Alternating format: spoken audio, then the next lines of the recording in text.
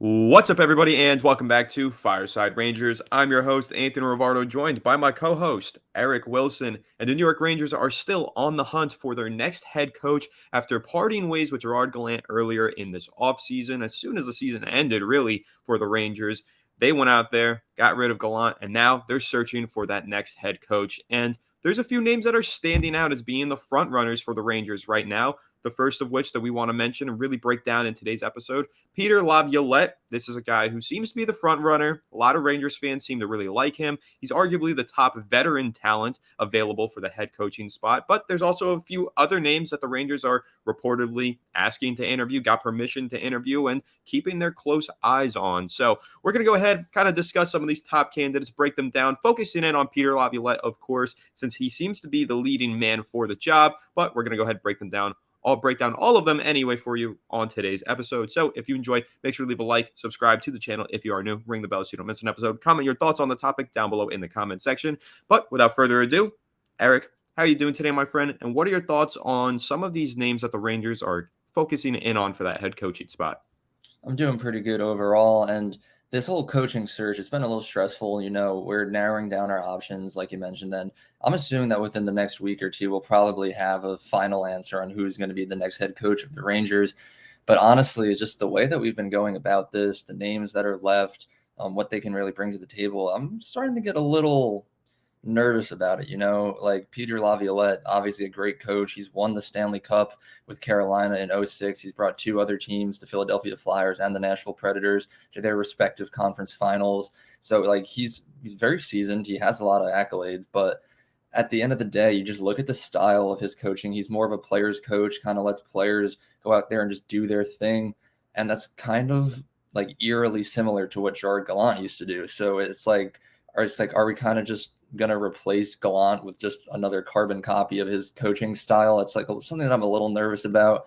But at the end of the day, he is a different person. So he brings his own different stuff to the table. So I don't know. Like, then you just look at a couple of the other guys where they have a little experience. Some of them have no experience as an NHL head coach. It's just, we're taking a lot of risks here. And all I know is that whatever decision that the Rangers make, it could really just make or break this little cup window that we have going on right now.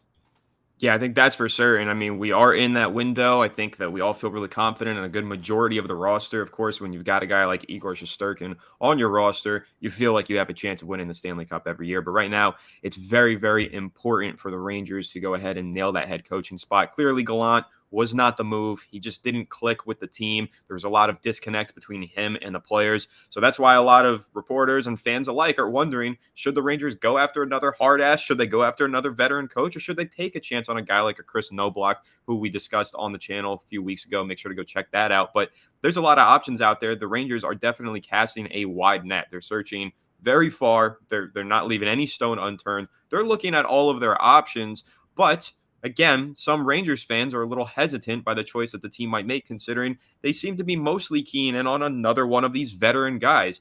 Eric, what are your thoughts on that? Do you think going in the direction of a veteran head coach would be a mistake? Would that be too much of a retread, too much of a similar situation to Gerard Gallant? Or if the coaching style is different, then it's okay. Like, what are your thoughts on that? And would you like to see the Rangers maybe focus in more on some of these younger coaching candidates who have less experience as opposed to these veterans who might be a little bit more stuck in their ways, so to speak? Yeah, I mean, I think having a coach that knows what they're doing is extremely important. And now, sure, that can come in the form of being a veteran and being around for a long time. I just think at the end of the day, it really just comes down to the coaching style. I don't really care how old you are, how new you are to the coaching scene in the NHL.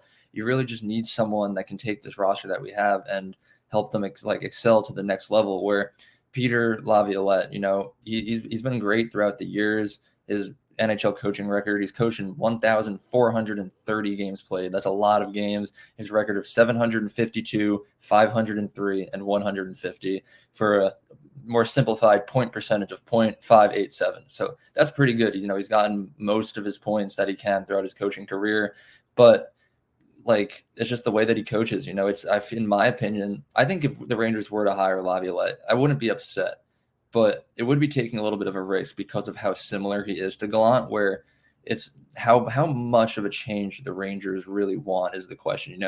With the coaching style that Gallant brought to the table, it worked. We made it to the playoffs 2 years in a row. Last season made it all the way to the conference finals. This year had a disappointing first round exit, but that was also a large majority due to the players not really trying as much as they should have and not playing at the level that we know that they could have.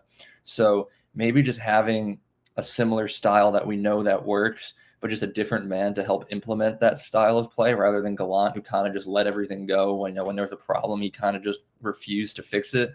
That could be a solution, but we wouldn't really see how that plays out until we have a guy like Laviolette behind the net and behind the bench to really see how he can implement the style of play and coaching style.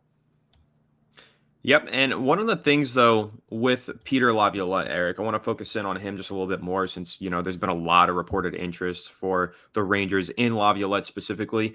Give me everything that you know on the guy. Give me his breakdown, what you know about him, what you like about him, what you don't like, and why you think he's the choice or the wrong choice, the right choice or the wrong choice. Where are you leaning on Peter Laviolette at this point in the coaching search? Well, I know that he's been around a while, and I know that he's won a Stanley Cup, which is extremely important.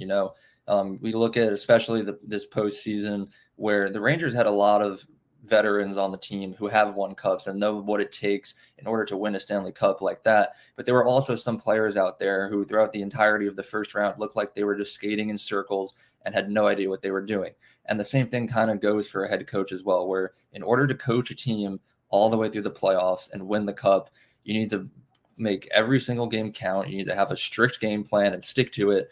And if it starts to fail, have the ability to make these changes behind the bench in order to fix your team and get out there and get a win.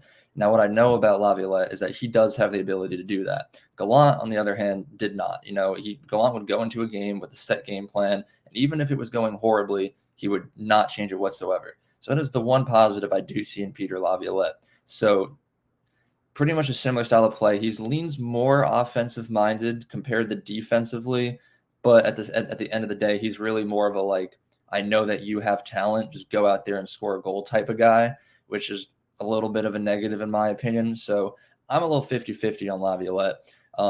If we were to hire him right now, I wouldn't be like, oh man, that's terrible, but I also wouldn't be like, this just saved the Rangers. I would look at it as a positive and like a win for the Rangers, but I would need to watch him actually coach for a little bit of the season before having like a finalized opinion of like, this is the change we needed, or here we go again type thing.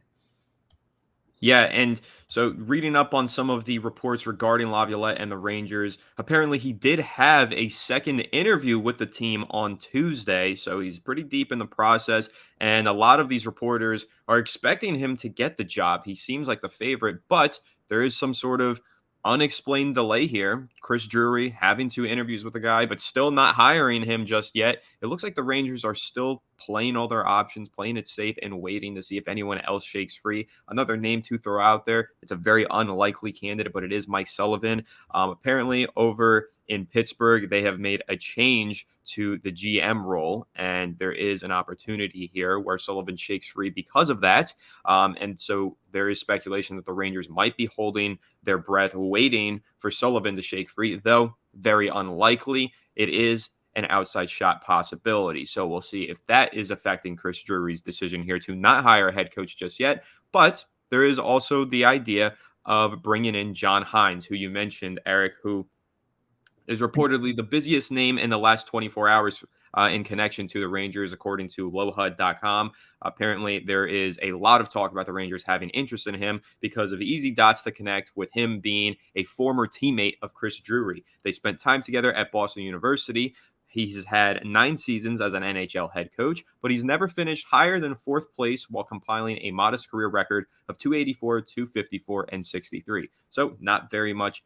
Not the winningest head coach, not a guy who's gone out there and had a ton of success. He's coached some pretty bad teams, but he has gone to the postseason 4 times, one with the Devils, 3 times with the Predators, never made it out of the first round. So is that really the guy that the New York Rangers need? In my opinion, no. I would not like that hiring. I feel like that would be a hiring where Chris Drury is just hiring his friend because he likes him. He's not hiring the guy who's most suited and most qualified for the job. In my opinion, I'd much rather go with Laviolette or take a shot on a young guy like Chris Knoblauch before going for Chris Drury's best buddy from Boston in John Hines. I don't really think that's the move that the Rangers need to be making. But Eric, kind of after I rattled off some of those stats there, gave you a little bit of a background on John Hines. Maybe you know more info about him, maybe you don't, but what are your thoughts on him? Do you think that, are you in the same boat as me where you think that he's not really the most qualified and not the best suited for the role? Yeah, I mean, I completely agree with you. And John Hines, like, I mean, he's a good coach. I mean, you talk about his record. He had a .525 point percentage as a head coach throughout his career, which is still like not bad. It's only just a little bit behind Peter Laviolette. So as a coach overall, I think he's fine. But when it comes to the Rangers organization, I don't think that he's the right fit whatsoever. I mean, it's his mainly just because of his style of coaching. It's more of a conservative style of play, more defensive minded. He's not going to send his forwards out there to go score 5 goals a game. He's going to ask them to score 2 and then play back and help the defense to make sure that the other team only scores like 1 goal throughout the game.